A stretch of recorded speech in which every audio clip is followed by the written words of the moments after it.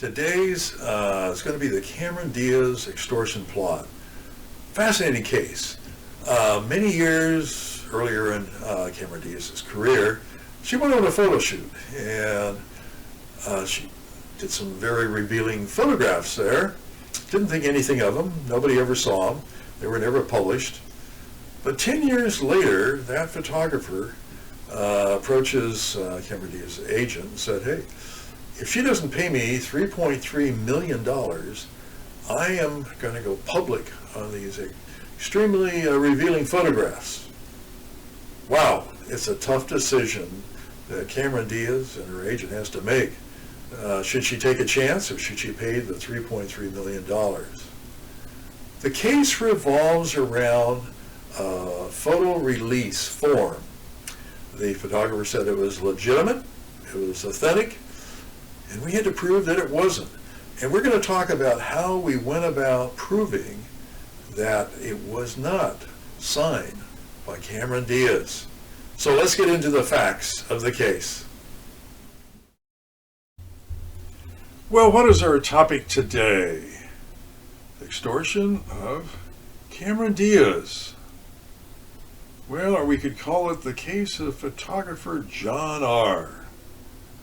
Well, Cameron Diaz has had quite a career in the movies, and she's made a lot of money for herself as well as the studios. Very, very popular, did many, many movies. What was her background? Well, she grew up and was born down in San Diego back in 1972. I guess you'd call her a beach girl from San Diego, and eventually the family moved up to Long Beach, and that's where she went to high school. It was Polytech High School, and she was a cheerleader there, quite popular, very attractive, and this was her family. And it's kind of interesting, her background. Her father was Cuban American, and her mother on the other side was English, German, and had a Cherokee in her. So that was quite an interesting combination. Very close family, and even with her sister. The Diaz got together, they did holidays together, they traveled together.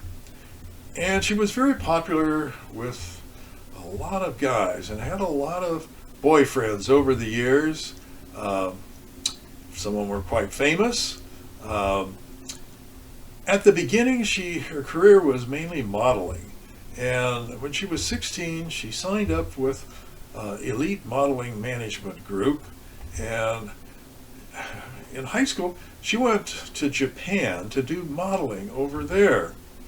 So quite a bit of modeling, and she got noticed by the magazines.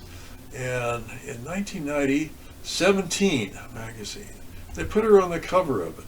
And then she got on the cover of more magazines. And it was one magazine after another magazine, and there she was. Very attractive and really got noticed. Well, what happened at the same time was her agent noticed that there was an audition for The Mask, Jim Carrey, back in 1994. She really wasn't an actress, but they went, she applied for it, and she got the lead, the female lead for The Mask, and she appeared in it.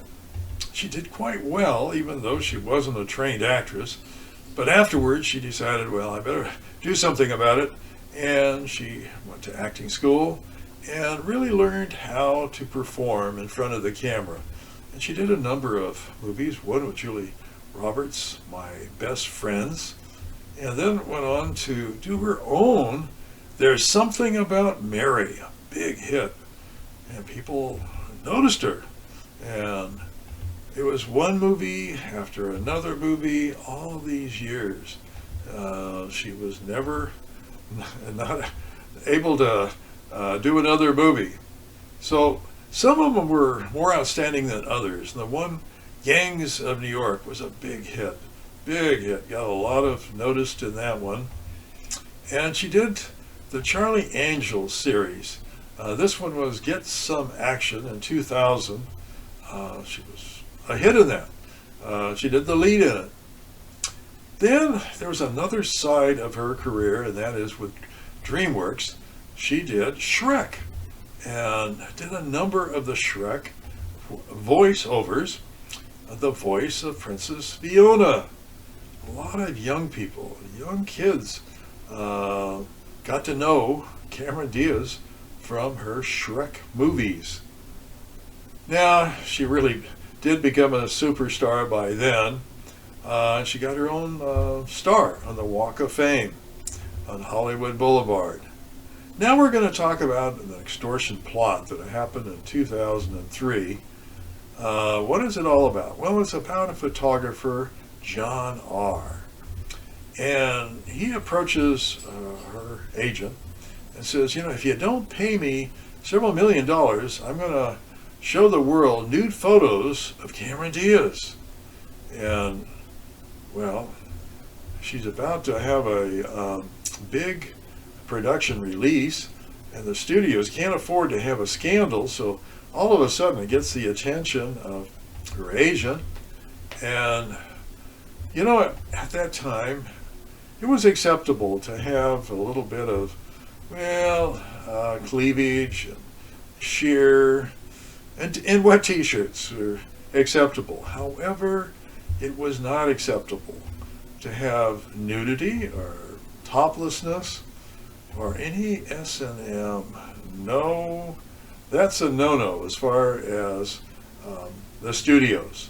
So all of a sudden, she's faced with these old photos that were taken back in May 30th, 1992.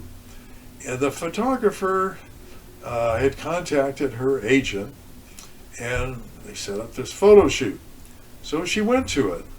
I think it was in the City of Industry, and it was put on by this John R., and he was a well-known photographer, and he had a creative sense to the way he took photos, and it was called an edgy technique, and a part of it was lighting. He had a way of lighting the set, and it was very professional, and all these people were at that photo shoot, and they do it, and it seemed to be very successful. Everybody was pleased with the result, and at the end of it, you know, he makes this statement, well, wait, before we finish, let's do some shots for the European market.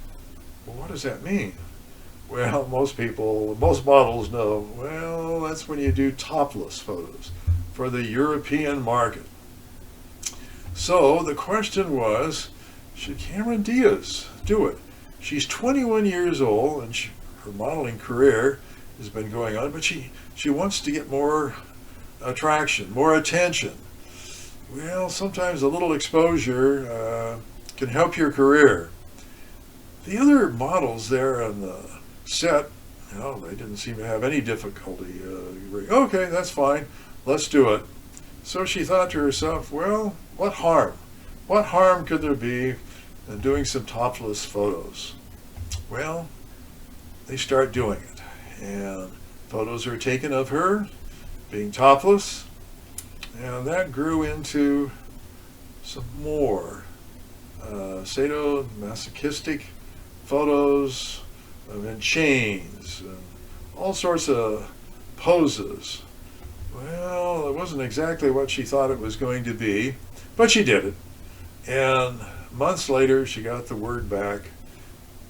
Nobody was interested in those photos. There was no buyers. And so she didn't make any money off of those topless and S&M photos. The photos were put in this file cabinet of the photographer, and nobody thought anything about them for 10 years.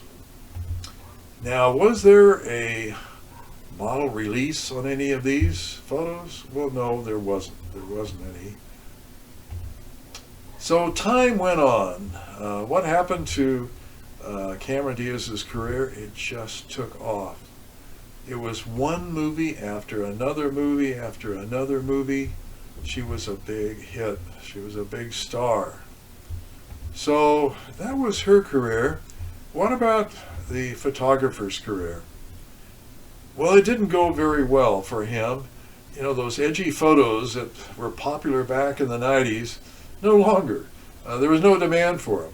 So his career crashed and burned, and he moved to Venice, and he was living in an apartment in Venice.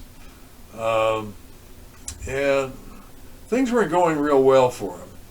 And he had a lot of time to think about all the photo shoots that he had done, and he remembered the name Cameron Diaz.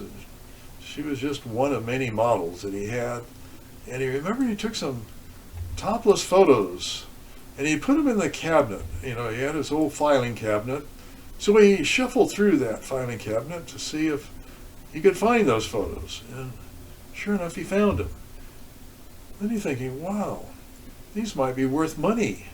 You know, I could use these to extort money out of Cameron Diaz, this big movie star. So he had to figure out when would be the best time to come forth with these topless photos. Timing was everything. There are times when the studios could not afford any negative publicity about a new movie coming out.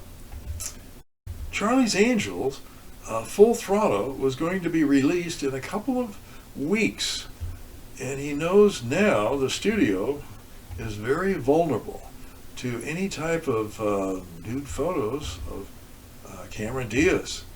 So he contacts her agent and says to the agent, hey, you know, I have these very embarrassing photos of Cameron Diaz, of her topless and S&M photos. And a conference phone call was set up between the photographer, the agent, and Cameron Diaz. And they talked, and she doesn't know anything about that. She can't remember. That was 10 years ago. And, well, if you have anything, you know, get together with my agent. So there's a meeting set up on June 20th with her agent at his office in Beverly Hills. And the photographer comes in there and he shows. There's some videos as well as the photos of her topless and these S&M photos. And the agent realized these are real, these are legitimate. So he sets up another meeting in a couple of days with Cameron Diaz. So now there's this second meeting, and they're all there in this the offices of the agent in Beverly Hills. And you know, the photographer says, hey, you know, I've got buyers for these. They're willing to give me $5 million for them. And, you know, I'll be willing to sell them to you for 2/3 the price, meaning, you know, for like a little over $3 million. And he's asked, do you have a photo release? And he says, well, yeah, I have a photo release on these. Yep, I do. And I'll show it to you. So that's the situation that's going on there. And he shows the photo release that he has, that Cameron Diaz has signed. And Cameron Diaz looks at the photo release, and there it is. There's her signature. And Cameron Diaz, she's looking at it, she says, that's not my signature. I didn't sign that. And all of a sudden we have a situation where she's denying that she signed that. And he says, that's authentic. That's real. You know, time is of the essence. You know, I'm not going to fool around here. You know, if you don't agree to this, I'm going to release these photos to these people who are willing to pay me $5 million. Wow. All I'm asking is $3.3 million from you. And I'm trying to give you the first right of refusal on this. Well, okay. Cameron Diaz has got a very tough decision to make. These are her options. She can pay the $3.3 million that the photographer is demanding, or she could refuse to pay it and just see how that's going to damage her career if those photos are released. Or she could go to the police. Well, which option is she going to take? Well, there's a third meeting, and at that third meeting, the photographer comes in there and shows proof.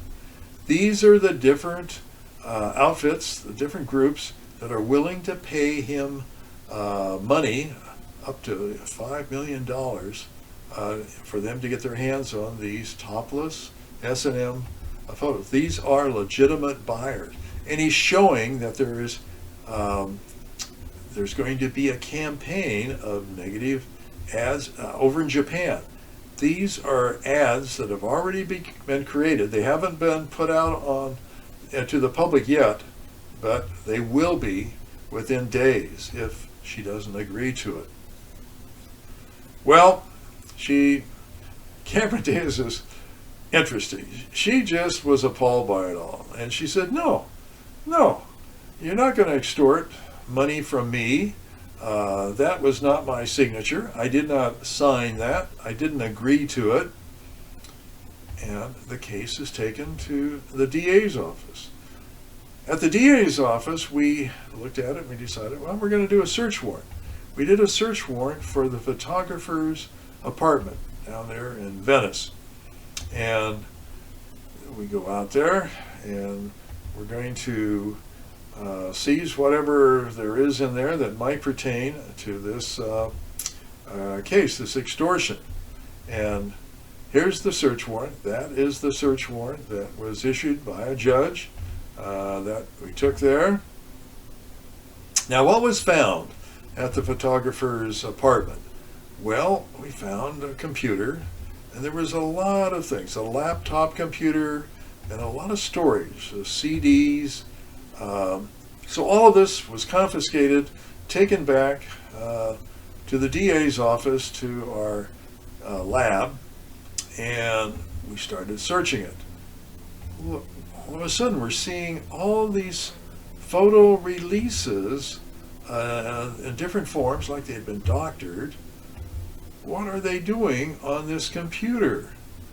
You had to wonder. And more images of signatures of Cameron Diaz. Again, on the external hard drive, we found here the signature of Cameron Diaz, and it looked like it had been used. And there's the documents again on some of the CDs. Well, when we put it all together, we could realize what had happened. This is what he showed, that he claimed this is a copy of the original releases. The one on the bottom is signed by Cameron Diaz.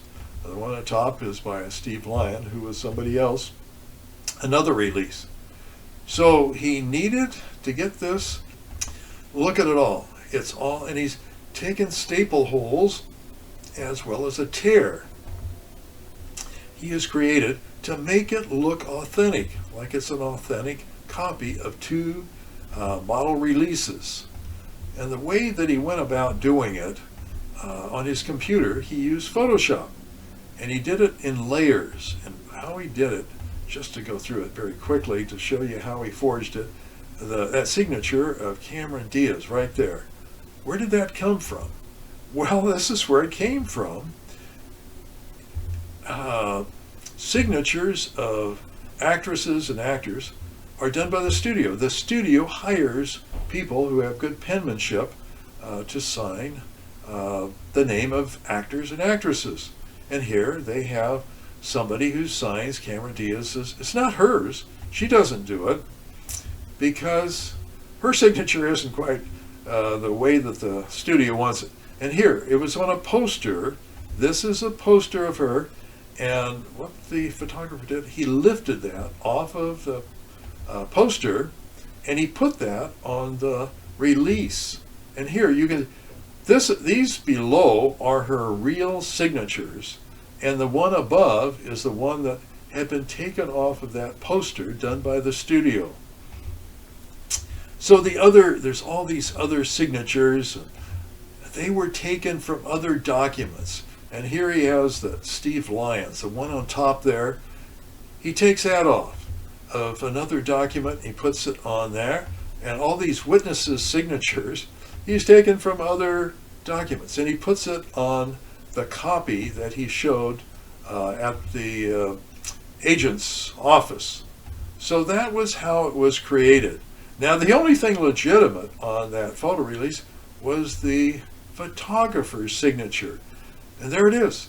That is legitimate. That was the photographer's signature.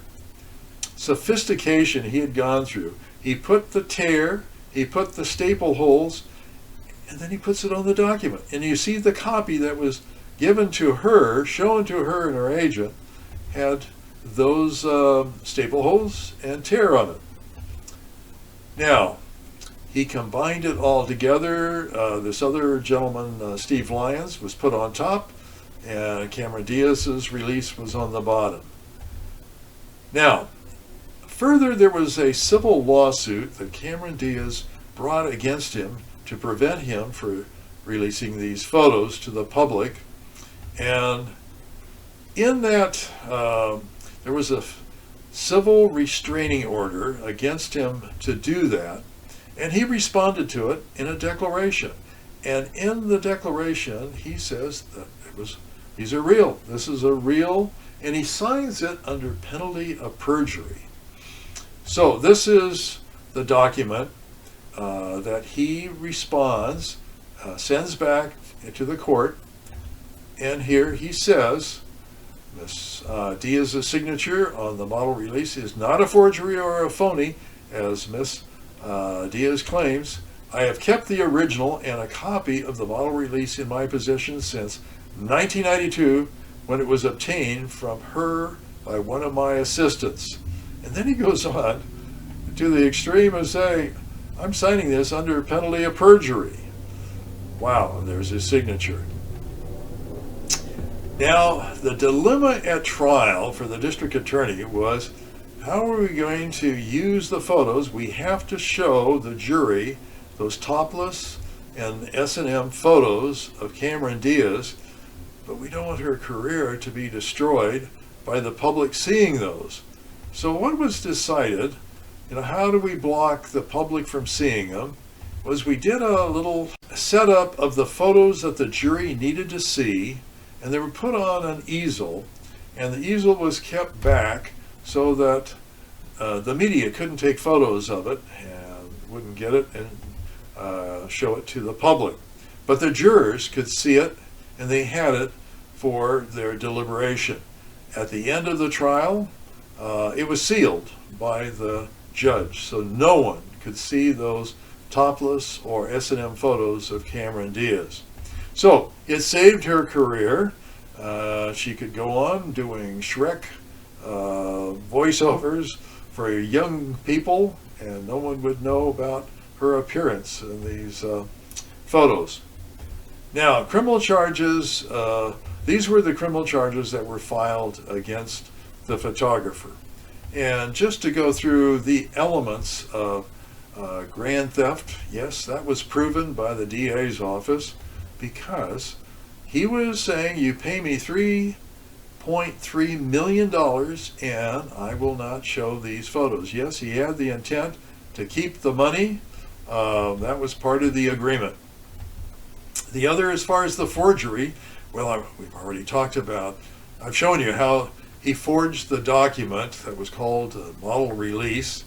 And then as far as the document under penalty of perjury, there he is. He signs his name under penalty of perjury, and we know it's a forged document. Well, his argument at time of trial, he gets in and he says, well, I lost the original, but I have these copies, but they are legitimate copies of her model release. And he continues and he says, I was just trying to be the nice guy, giving her the right of first refusal before I was going to sell them for $5 million and, damage her career. So that was his argument. Well, the jury really didn't buy it. They found him guilty of all the charges, and at time of sentencing, he was sentenced by the judge to 3 years, 8 months, and the judge said this at time of sentencing: the defendant has failed to show any remorse and has displayed definite criminal sophistication. So that was what the judge said, and it saved her career. The extortionist was convicted, sentenced to state prison. Wait, what happened here? In 2014, Cameron Diaz does a sex tape movie, and it showed her nude, and she said in an interview about this sex tape movie she did in 2014, "People have seen my butt. I'm not opposed to doing nudity as long as it's part of the story." Whoa, how times have changed. We were trying to protect her career so that she could do Shrek movies, but I guess she didn't care about the Shrek movies any longer. So she did this sex tape movie that wasn't a big hit, but it did show her topless and completely nude. Well, as far as Cameron Diaz, what has happened to her since then? Unfortunately, her father has passed away. She and her family were very, very, very close, and that was very hard on her. But she did get married in 2015 to Mr. Madden, and they had a daughter. So she has a family life. She's gone on with her life, and she announced in 2018 that she was retiring from acting. She was not going to do any more movies. Time has moved on for Cameron Diaz. But don't feel sorry for her. Okay, she's a little bit older now, but she made a lot of money. She's worth over $140 million, and most likely much more than that. And she just bought a very large estate at the north end of Beverly Hills. So Cameron Diaz is doing well, and that's the story of the extortion of Cameron Diaz. Well, hopefully you found this podcast interesting and informative. And if you want to get more information about what celebrities and movie stars go through, get my book, Celebrity Curse. It spells it all out in detail and may change your mind as to becoming a celebrity. Well, if you like these podcasts, subscribe to it just by clicking the subscribe button. Generally, we have a new podcast every Friday at 3 p.m. So join us again for another True Crime Files podcast when we discuss another case beginning to end. See you then.